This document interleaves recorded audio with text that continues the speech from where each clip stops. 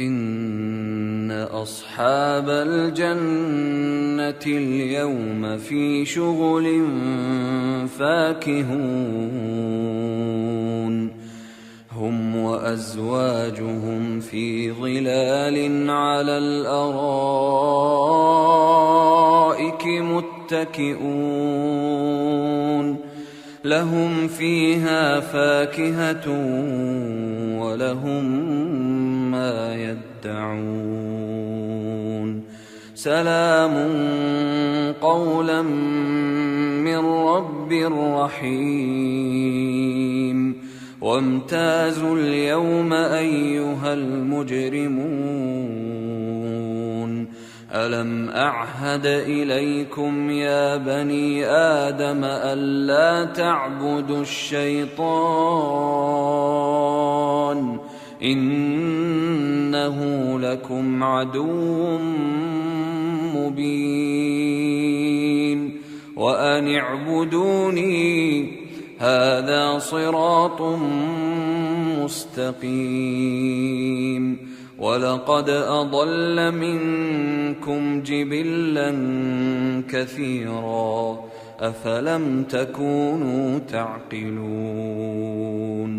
هذه جهنم التي كنتم توعدون اصلوها اليوم بما كنتم تكفرون اليوم نختم على أفواههم وتكلمنا أيديهم وتشهد أرجلهم بما كانوا يكسبون ولو نشاء لطمسنا على أعينهم فاستبقوا الصراط فأنى يبصرون ولو نشاء لمسخناهم على مكانتهم فما استطاعوا مضيا ولا يرجعون ومن نعمره ننكسه في الخلق أفلا يعقلون وما علمناه الشعر وما ينبغي له إن هو إلا ذكر وقرآن مبين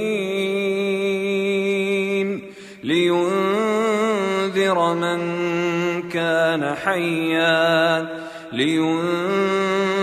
من كان حيا ويحق القول على الكافرين أولم يروا أنا خلقنا لهم مما عملت أيدينا أنعاما فهم لها مالكون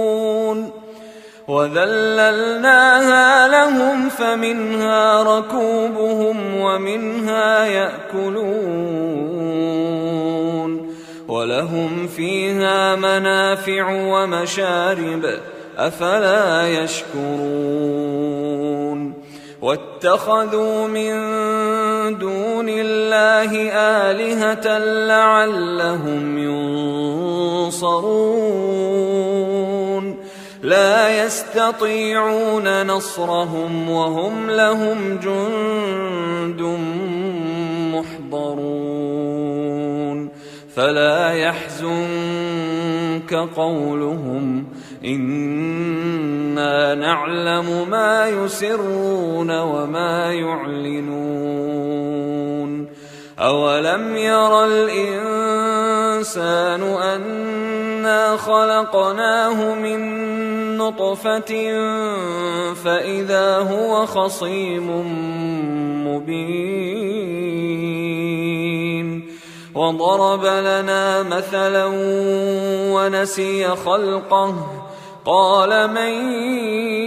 يحيي العظام وهي رميم قل يحييها الذي أنشأها أول مرة وهو بكل خلق عليم. الذي جعل لكم من الشجر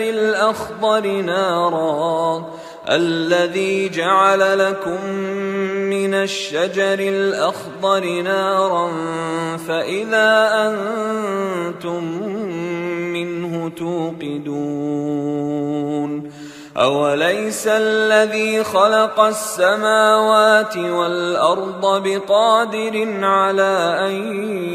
يخلق مثلهم؟ بلى وهو الخلاق العليم. إنما أمره إذا أراد شيئا أن يقول له كن فيكون.